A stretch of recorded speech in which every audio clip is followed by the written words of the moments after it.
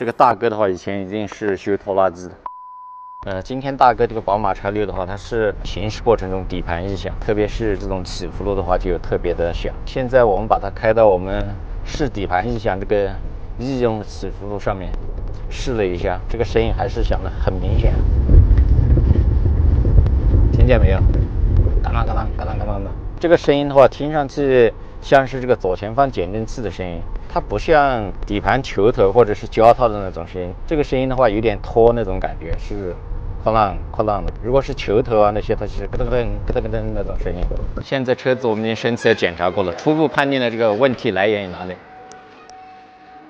这个减震器的话是更换过的，这个减震器是没有安装到位，下面还有很大一个缝隙。来看右边的，看右边这个的话，它就是属于安装到位的，下面是没有缝隙。现在的话，这个减震器已经安装到位了，像这种就是属于人为的问题了，它没有把这个减震器安装到位，就把螺栓给紧上了。现在减震器的话虽然安装到位了，但是这个异响能不能排除的话，我的心都有点悬，因为他换这个某品牌的减震器，完全没有把握它是好是坏。果真被我说中了，最后这个减震器上到位的话，异响依然没有解决。我们又把这个减震器拆开了，拆检发现呢，它这个减震器的话，你看这个大哥的话，以前已经是修拖拉机的。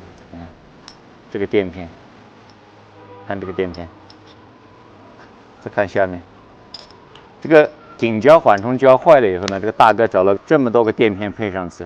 本来这个地方是用软胶的，要缓冲作用，它全部搞成这个铁垫片上去呢，这个没有缓冲作用，就导致了它这个异响还有间隙。现在呢，我们订了一套这个宝马原厂的这个缓冲胶垫给它装上。看这个顶胶上面的话，已经被那个铁垫子磨出了很大一个凹槽，这边也有。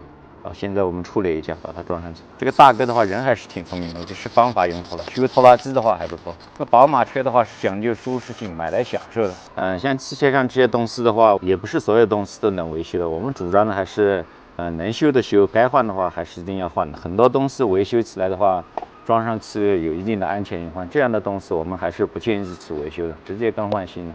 所以现在很大一部分车辆问题的话，并不是这个车辆本身的问题，很多问题的话都来源于这个汽车后市场，像这些汽车配件买到崴货啊、安装不到位啊等等这些方面。所以大家平时在修车的时候，还是不能只图一味的便宜，一分钱一分货，还是擦亮你们的眼睛。